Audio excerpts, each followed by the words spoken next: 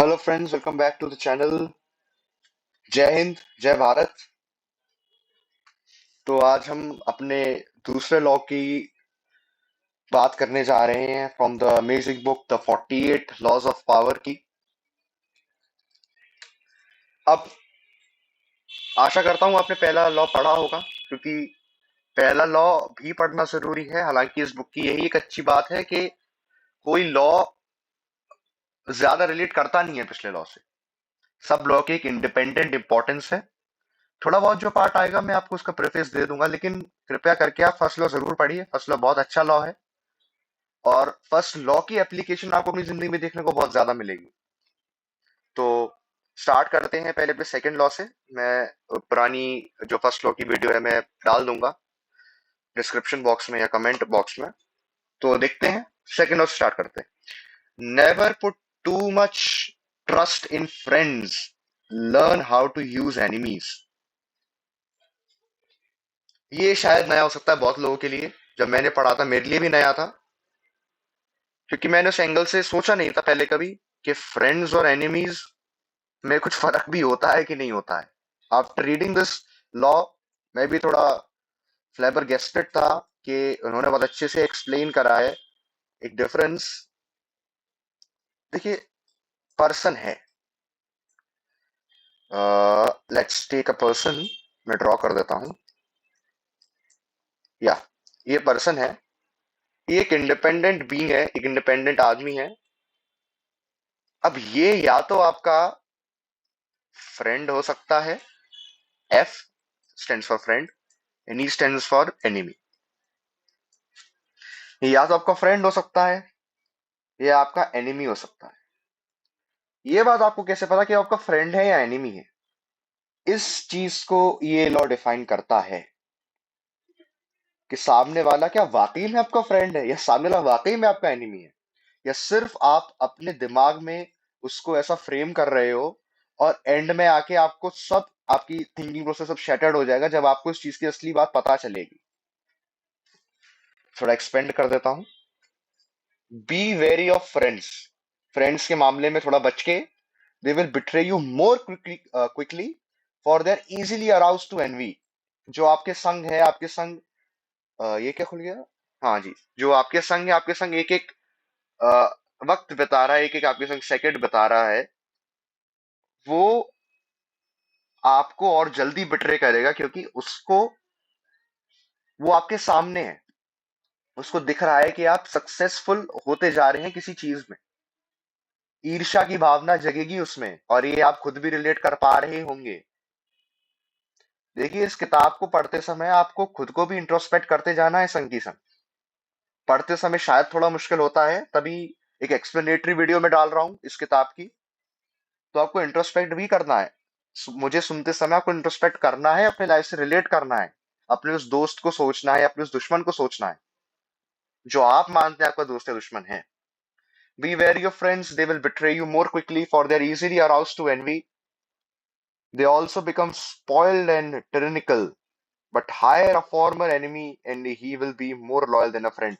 Hire शब्द इस law में बहुत बार इस्तेमाल हुआ है, for friend and enemy both. Hiring is, आप अपने कॉन्शाइन से एक आदमी को रख रहे हैं किसी भी काम के लिए। Nobody can hire a friend और एन एनिमी, वो बन ही जाते हैं। फालतू बात है। दोस्त आपकी खुद की क्षमता से बनते हैं, आपकी सोचने की क्षमता से, अपने प्रायोरिटीज की क्षमता से। और दुश्मन भी आपके खुद की क्षमता से बनते हैं। ध्यान रखिएगा, आपको इस चीज में बहुत ही सिलेक्टिव होना पड़ता है।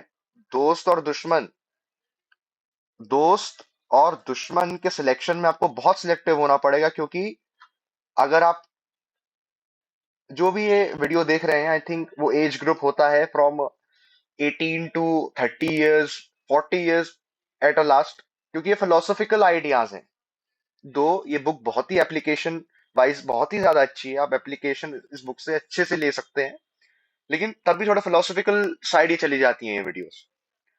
तो आपकी ये फाइटिंग वाली जिंदगी शुरू हो गई है। For me, I am also 19 years old. I will be 19 years old in possibly 2 months. तो आपको, फॉर मुझे, मैं अपनी बात करता हूँ, मुझे कैसे फाइट करना है ये बुक मुझे सिखा रही है। मुझे कब विड्रॉ करना है ये बुक मुझे सिखा रही है। मुझे कब कनिंग बनना है ये बुक मुझे सिखा रही है। तो सब आपको खुद ही सोचना है, कोई सोचने वाला नहीं आएगा आपके लिए। A former enemy and he will be more loyal than a friend. More loyal than a friend. सही बात है। दोस्त जो है आपका, वो अपनी दोस्ती को निभाएगा या नहीं निभाएगा इस चीज की गारंटी नहीं है, लेकिन दोस्त अपनी दुश्मनी निभाएगा इस चीज की 100% गारंटी है। क्योंकि जो दुश्मनी है, जो दुश्मनी है, देखिए मैं संकेत टाइप कर देता हूँ। बहुत ही इंपॉर्टेंट चीज लिखने जा रहा हूं मैं। More loyal than a friend. क्योंकि आप समझिएगा, एनिमिटी, इसके जो पॉइंट्स हैं वो क्या क्या है, एनिमिटी बनती कैसे है, what are the core emotions for enmity. Anger, जी, अभी थोड़ी फिलोसफी की तरफ चलती जा रही है बातें। एंगर, एनवी,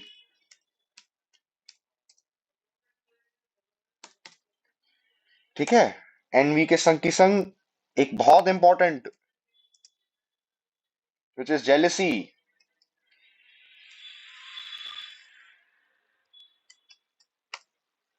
जेलसी, एक और शब्द आता है जेलसी के संग, which I love the most, the word मुझे बहुत पसंद है वो, मैलिस। ये कोर इमोशंस जो है ना, ये तीन चीजें, ये तीन चीजें,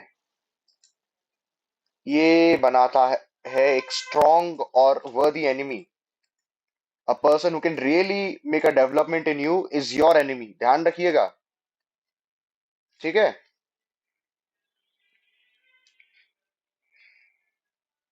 क्या लाइन दिखी, because he has more to prove करने की जो इंसाइट है, जो सोच है, जो क्षमता बनती है, वो इन तीन चीजों के चलते बनती है। क्योंकि उसके पास जो उसके प्रोमिनेंट और डोमिनेटिंग इमोशंस हैं वो ये तीन है, जिसकी वजह से उसे प्रूव करनी है चीजें। इनफैक्ट यू हैव, अब आते हैं वापस, in fact you have more to fear from a friend and from an enemy. If you have no enemies find a way to make them. Author सीधे सीधे कह रहा है कि दुश्मन बनाओ, दोस्त चाहे बनाओ मत बनाओ, दुश्मन बनाओ। अब आते हैं उसी प्रोसीजर पे, ट्रांसग्रेशन ऑफ द लॉ।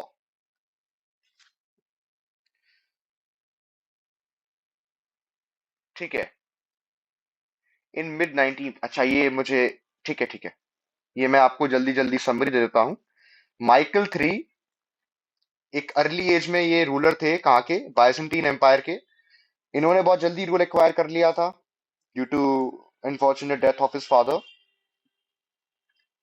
अब था क्या, his mother Empress Theodora has been banished from nunnery and her lover Theoktistos had been murdered.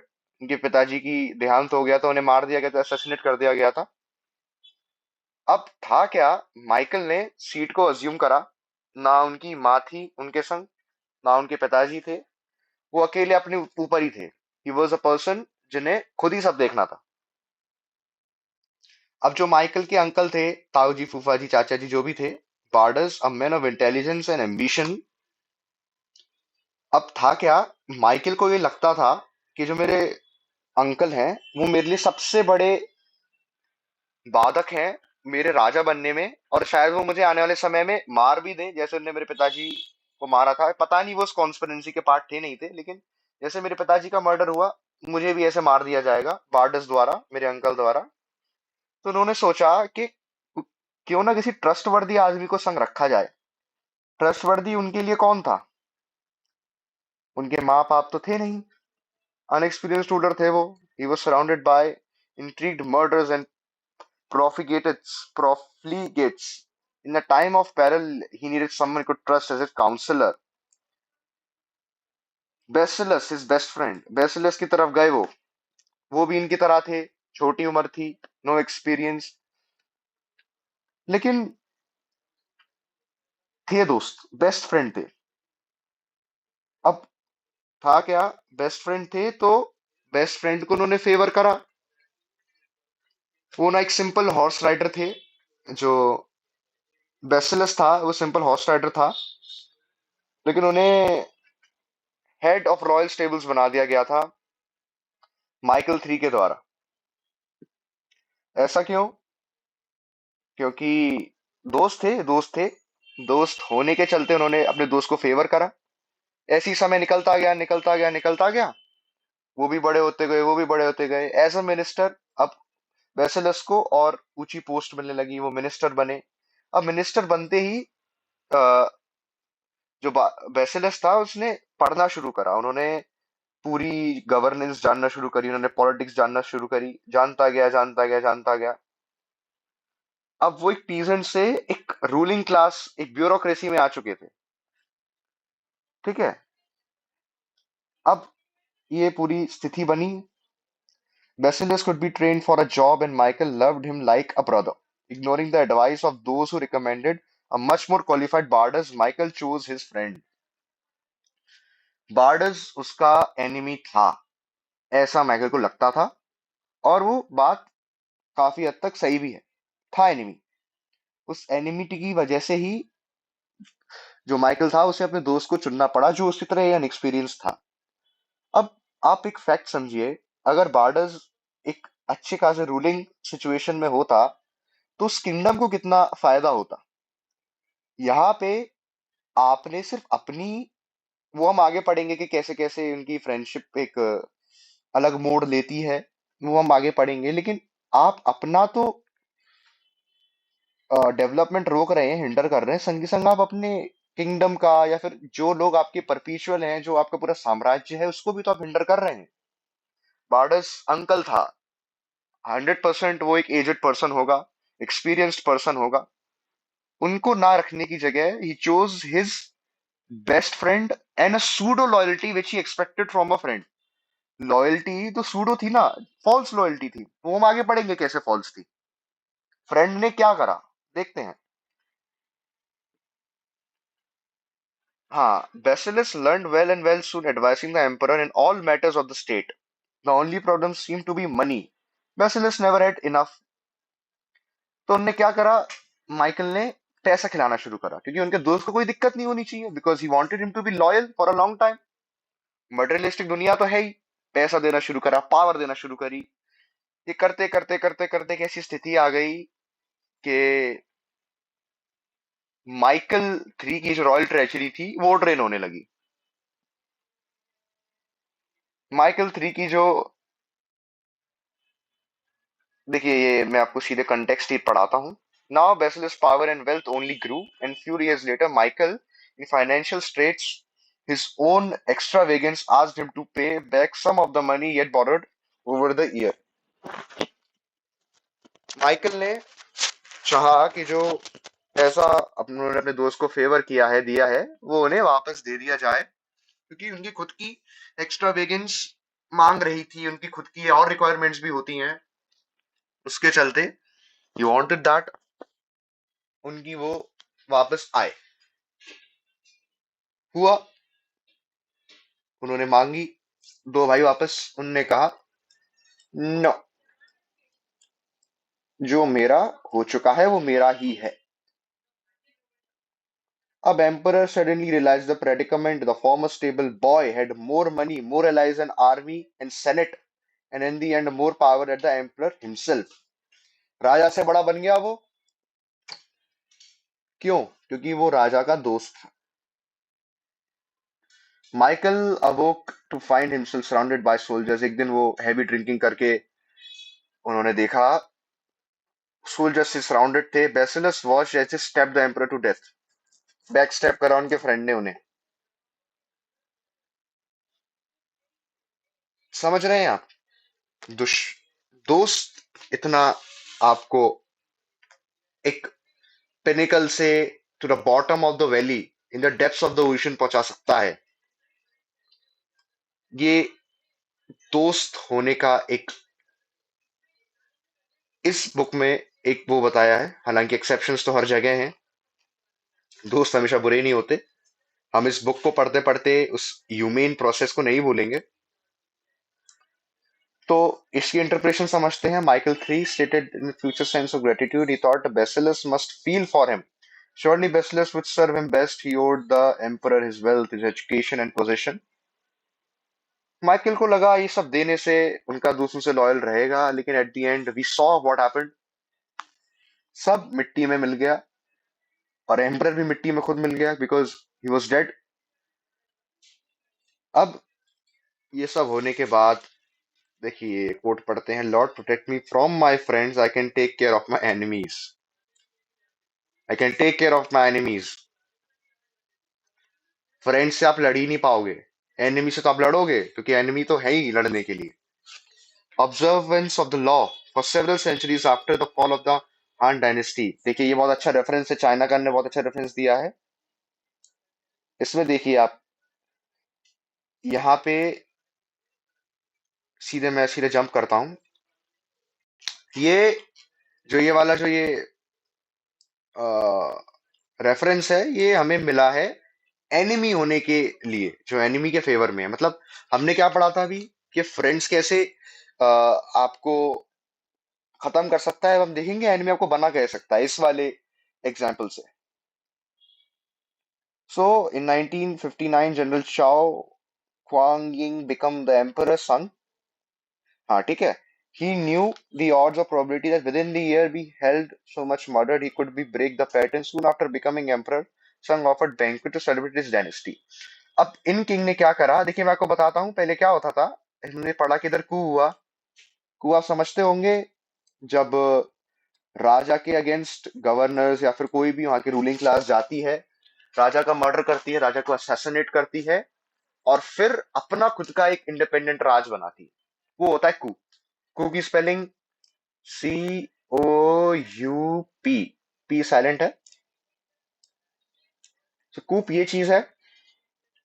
अब था क्या, जो ये नए जनरल बने 1959 AD में, General Shao Kong become the emperor son, इन्होंने कुछ अलग करने की कोशिश करी। होता क्या था, अब आपने वो करा, आपने कू करा, आपकी एक काइंड ऑफ डायनेस्टी फॉर्म हो गई। तो ये लोग करते क्या थे, इन्होंने तो राजा के संग बैक स्टैबिंग करी, राजा को मारा, इन्हें डर लगता था अपने लिए। जाहिर सी बात है, if you are doing something wrong, if your foundation is on something which is society wise not right, conscious wise not right, code of conduct के हिसाब से वो चीज सही नहीं है, तो आपको डर तो लगा रहेगा, क्योंकि गलत काम करोगे तो डर लगेगा। उन्हें डर लगा रहता था। वो करते क्या थे, जो अपने सबॉर्डिनेट्स होते थे, जिनके संग उनने ये पूरा कू रचा होता था, वो उनको ही मरवा देते थे। उनकी जिंदगी से एनिमी खत्म। तो यही इनने करा, एम्परर संघ ने भी यही करा। उन्होंने भी एनिमी खत्म करे। कैसे? उन एनिमीज को फ्रेंड बना के। समझिए, अभी एक कोट आने वाला है अब्राहम लिंकन का, वो कोट मुझे इतना अच्छा लगा। वो कोट शायद अभी आने वाला है, मैं आपको कोट हाईलाइट करूंगा। वही प्रिंसिपल यूज करा एम्परर संघ ने। उनने क्या करा, what he did was, the whole day, देखिए मैं सीधे थर्ड लाइन पर, the whole day spent in fear and I am unhappy both at the table at and in my bed. डरे डरे रहते थे, कोई कहीं से आके ना मार जाए, है ना। तो ये एम्परर का भी डर था। अब इन्होंने क्या करा, एम्परर ने एक पार्टी रखी फॉर ऑल द जनरल्स, जो भी उनके संग के थे। और जनरल्स को ये डर था कि अगर हम इस पार्टी में जाएंगे तो आखिरी पार्टी होगी हमारी, क्योंकि उसके बाद हम बचेंगे ही नहीं, क्योंकि emperor son would ultimately kill us because we'll be a kind of thorns in his path। कांटे की तरह काम करेंगे। ऐसा एम्परर संघ ने करा ही नहीं। व्हाट ही डिड, उन जनरल्स को उनकी उस पोस्ट से रिलीव करा। हटाया नहीं, रिलीव करा। रिलीव करा मतलब आप छोड़ो, आप छोड़ो ये काम, उन्हें एक अच्छी खासी अमाउंट ऑफ मनी दिया, उन्हें अच्छा खासा एक जगह दी रहने की। अब उससे हुआ क्या, जो जनरल्स थे, जो उनके एक समय पे एनिमी थे, खून के प्यासे दुश्मन थे, वो उनके फेवर में पहुंच गए। कैसे? एम्परर संग ने उनको एक प्रेस्टीज दे दिया। ऐसे उनको ये बता दिया गया कि आपको तो चिंता लेनी ही नहीं है, मैं नहीं हूं राजा, आप है राजा, यू आर द किंग। ऐसे उन्होंने बार बार करा, तो रिस्पेक्ट बनती गई। डर खत्म हो गया, रिस्पेक्ट बनती गई कि ये राजा तो बहुत अच्छा है। उन्होंने अपने दुश्मनों को अपना दोस्त बनाया, उन्होंने रिवर्स यूज करा। Over the next few years Sung continued his campaign to secure his rule। ये वाला पैराग्राफ है। King Liu of the South Han finally surrendered to after years of rebellion। वही वाली चीज है, उन्होंने सरेंडर करा। तो जो लियू की astonishment थी, संगे में rank in his imperial court, अपने दुश्मन को ही अपनी गवर्नेंस में उन्हें एक हाई पोजीशन दी। अब सोचिए, आप कहीं जा रहे हैं, you are going to your kind of अपना मॉक टेस्ट देने कोई जा रहे हैं, आप जा रहे हैं, आपका एग्जाम बहुत बुरा गया, और एग्जाम बुरा होने के बाद आप जा रहे हैं अपना रिजल्ट लेने, आपको पता है आपकी बहुत मार लगेगी। आप पहुंचे, instead of cursing you, instead of बुरा भला बोलने की जगह पे टीचर आपको बैठाल रही हैं और आपसे ये कह रही है कि you did a great development, आपने डेवलप किया है। उस अब आप उस टीचर को अपने मनी मन गाली देने की जगह आप उसको प्रेज करेंगे कि at least that certain person, that certain teacher is praising me for my efforts. यही राजा ने एक रिवर्स साइकोलॉजी इस्तेमाल करी, दुश्मन को ही दोस्त बना लो। आई थिंक इस सेंटेंस को मैं अभी 10 बार बोल चुका हूं, क्योंकि यही मुझे इस रूल का सबसे अच्छा पार्ट लगा। क्योंकि दुश्मन को दोस्त बनाना is kind of optimistic also. देखिए, या तो आप ज्ञान के लिए ये वीडियो देख रहे हैं, विच इज एक्सट्रीमली गुड, या तो आप किसी एग्जाम को टारगेट कर रहे हैं। गवर्नमेंट एग्जाम्स ले लीजिए, तो गवर्नमेंट एग्जाम्स चाहते हैं कि आपका अप्रोच ऑप्टिमिस्टिक रहे, तो हमें थोड़ा ऑप्टिमिस्टिकली देखना पड़ेगा। ये बुक 50% ऑप्टिमिस्टिक है, 50% it is optimistic, and 50% it's pessimistic. और पेसिमिस्टिक भी ऐसे नहीं है, पेसिमिस्टिक का मतलब ये है कि लॉजिकल, जो चीज सच है, और सच्चाई हमेशा ही पॉजिटिव नहीं होती, ये हमें पता है। नेगेटिविटी है, एज वी नो, हीगल का सेकंड लॉ, सॉरी हीगल का सेकंड लॉ नहीं, हीगल का फर्स्ट लॉ, और यूनिटी इन ऑपोजिट्स, अच्छा है तो बुरा है, भगवान है तो शैतान है।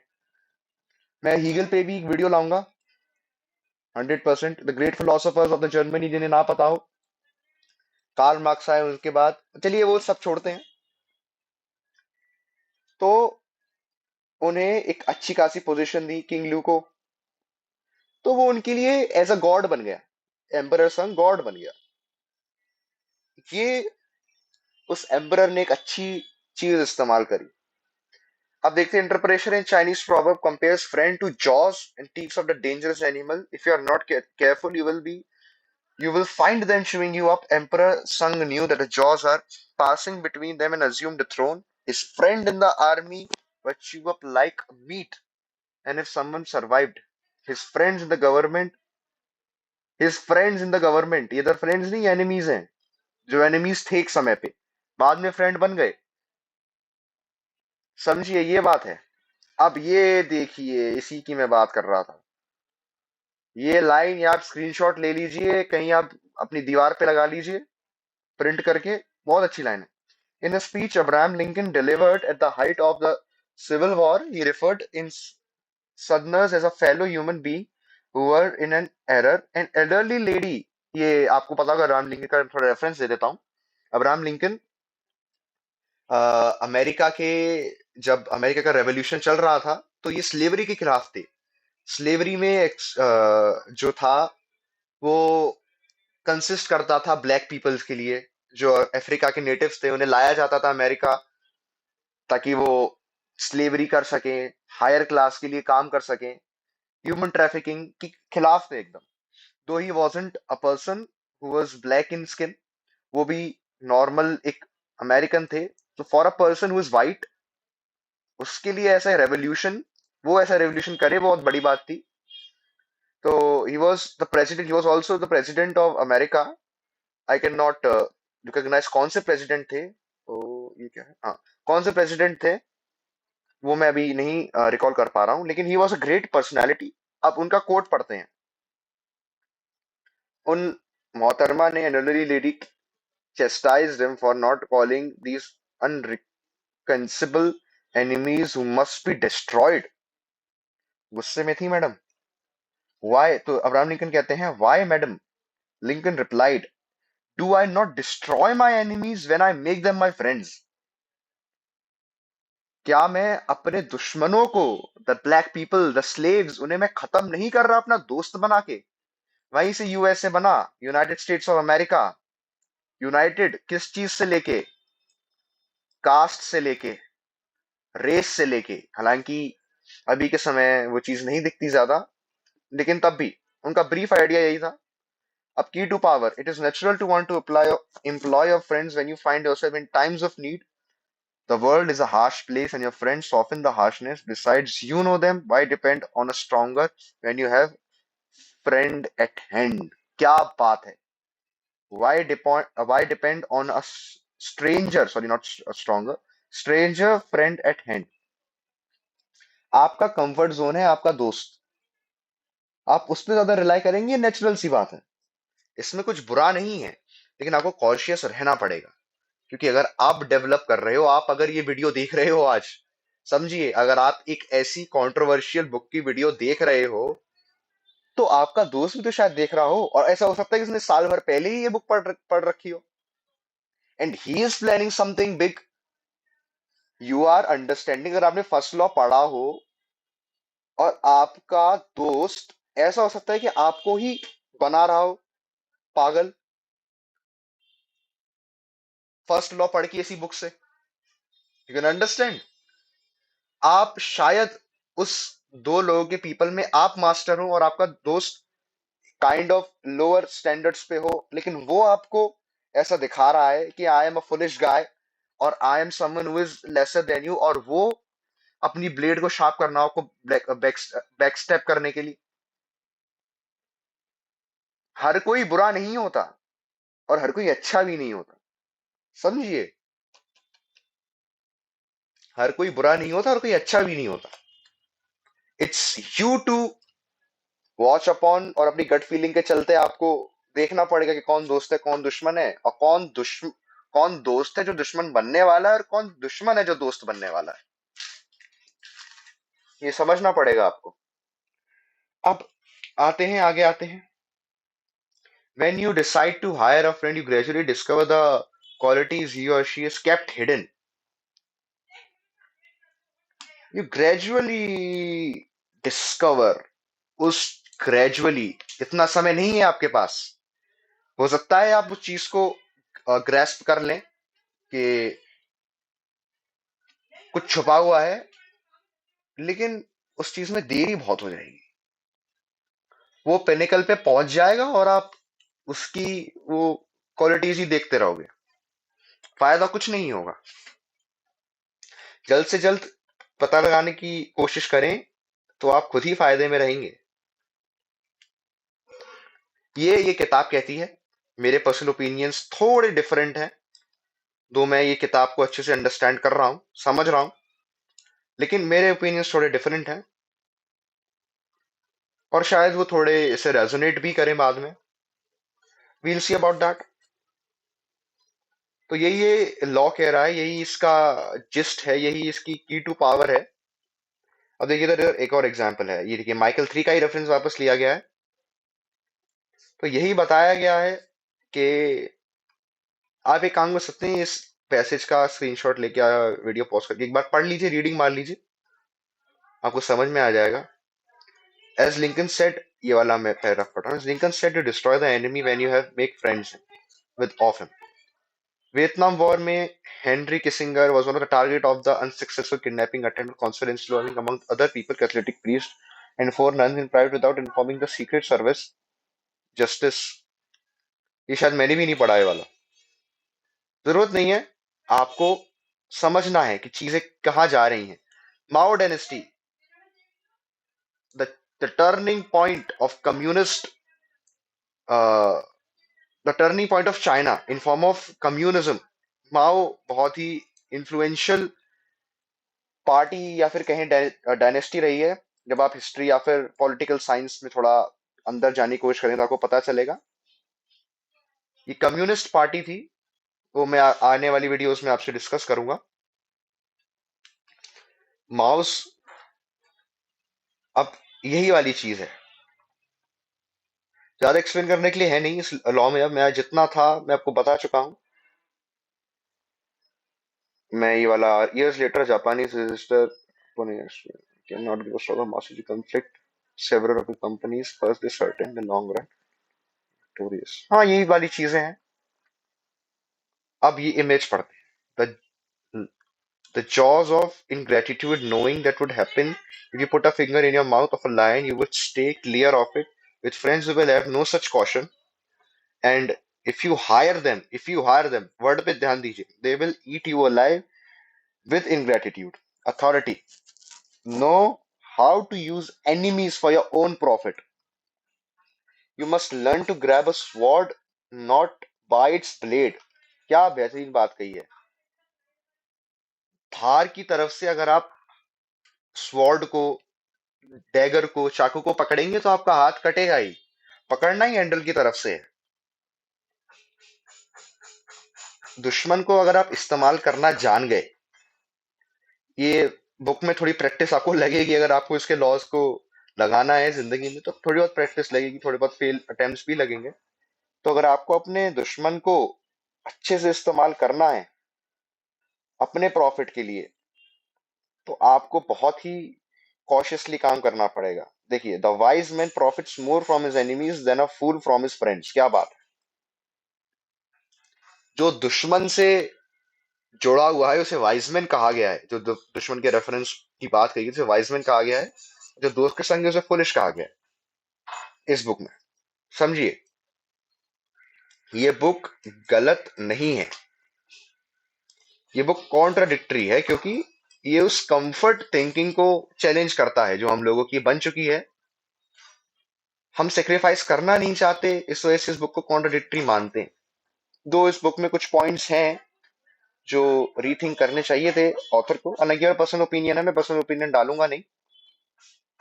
अब इस लॉ का रिवर्सल, इसके बाद तीसरा लॉ स्टार्ट हो जाएगा। रिवर्सल ही लास्ट टॉपिक होता है वैसे।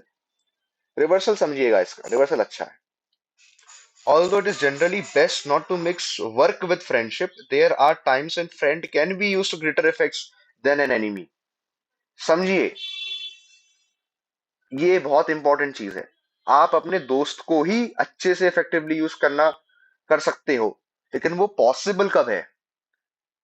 आप अपने दुश्मन को इस्तेमाल कर रहे हो, अपने दोस्त को इस्तेमाल कर रहे हो, दोनों को ही इस्तेमाल कर रहे हो। पॉसिबल कब है, जब आपका जो ब्रेन है, ये जो आपका ब्रेन है ना, इसमें खुराफात होगी। और खुराफात किस चीज के लिए, खुद बेहतर बनने के लिए। समझिए, अब पढ़ते हैं आगे। Often dirty work has to be done, a man of a power for example. देखिए कितनी बढ़िया बात है। A man of power for example often has dirty work has to be done, but for the sake of appearance it is generally preferable to have other people to do it for him। दोस्त ऐसे बनाइए जो आपका गलत काम कर दें और आपका नाम भी खराब ना हो। बहुत ही गलत चीज है ये, अगर आप ह्यूमेन फॉर्म में देखे जाए तो बहुत ही गलत चीज है। देखिए, मेरा तो ये मानना है, ये गलत काम के लिए तो नहीं, लेकिन हाँ अपने काम के लिए दोस्त को इस्तेमाल कर सकते हैं, लेकिन अप्लाई अगर कभी करना पड़े तो प्लीज देखिएगा। It's your choice, I am just a mediator to tell something about this book. आपकी चॉइस है, आपका तरीका है, क्या किस समय पे फेवरेबल है आपको खुद देखना पड़ेगा। तो यही चीजें हैं। तो देखिए इसमें एक लाइन है, also if you plan to go every for some reason you can use friends as a convenient scapegoat. दोस्त को अपने को शार्लेटन बनाइए, दोस्त को अपने को बेड़िया पहनाइए, खुद निकल जाइए, ये लाइन कह रही है ये वाली। अ, ऐसा आपको करना है पावरफुल बनने के लिए। पावर बहुत ही कॉम्प्लेक्स टर्म है। The title of the book, power बढ़ाने वाली बहुत कॉम्प्लेक्स टर्म है। कभी और अच्छे से समझेंगे इसे, क्योंकि मैं भी उसे अभी समझ रहा हूँ। कभी और अच्छे से समझेंगे। तो अभी उस पावर को सेकंड लॉ में डालने के लिए हमें दोस्त की तो बलि चढ़ानी पड़ेगी। दैट्स द रिवर्सल जो इस पर बात हो रही है। अब लास्ट ये पैराग्राफ करके हम कंक्लूड करते हैं। पैराग्राफ कहता है, finally the problem about working with friends is that it confess the boundaries and distances and working requires, but if both partners in the arrangement understand the dangers involved, a friend often can be employed to great effect. You may never let your guard down in such venture. However, always be on the lookout for any signs of emotional disturbance, such as envy and gratitude. Nothing is stable in the realm of power. Nothing is stable in the realm of power. देखिए क्या striking बात कही है, आंख खोल देने वाली। And even the closest of friends can be transformed into worst of the enemies. इस लॉ ने बहुत चीजें आपकी मेरे ख्याल से क्लियर कर दी होंगी। मेरा पर्सनल ओपिनियन वैसे मैं नहीं देना चाहता था, लेकिन ये है इस लॉ को पढ़ने के बाद कि फ्रेंड्स से थोड़ा तो बच के रहिए, ठीक है। क्योंकि अगर आपकी एक 70 इयर्स की लाइफ है और आपने ये चीज एक्सेप्ट कर ली है, चाहे अभी नहीं या आज से 5-6 साल बाद एक्सेप्ट करनी पड़ेगी आपको, कि आपको थोड़ा बहुत तो कनिंग होना पड़ेगा, थोड़ा बहुत तो आटे में नमक लाना पड़ेगा, क्योंकि वर्ल्ड इतना ऑप्टिमिस्टिकली और स्ट्रेट फॉरवर्ड काम नहीं करता। हमारे इंडिया के इंडिपेंडेंस में क्या लगता है आपको सिर्फ अहिंसा ही था जो था? जी नहीं। रेवोल्यूशन, वायलेंस ने, वायलेंस का एक बहुत बड़ा हाथ है। मैं एक छोटा सा रेफरेंस लेना चाहूंगा वर्ल्ड वॉर 2 का।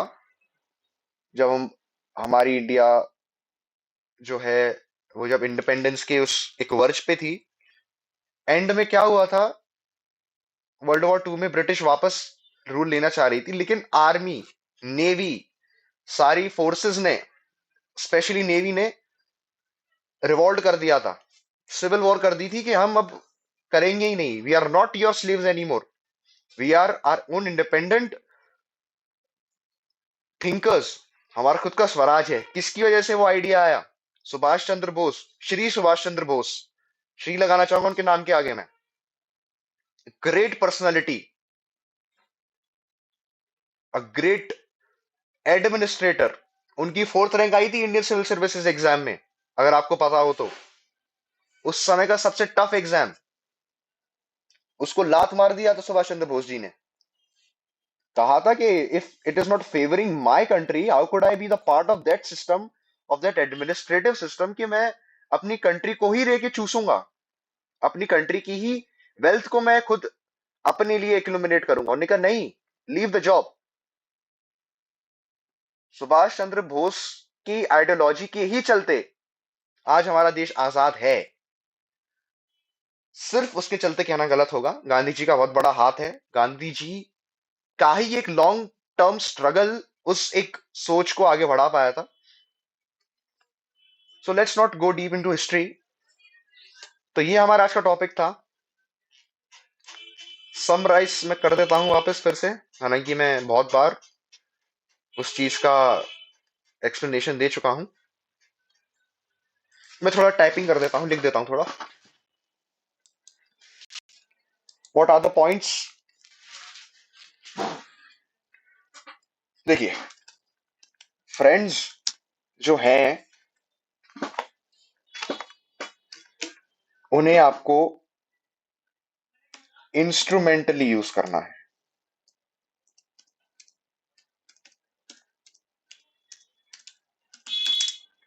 इंस्ट्रूमेंटली यूज करना है।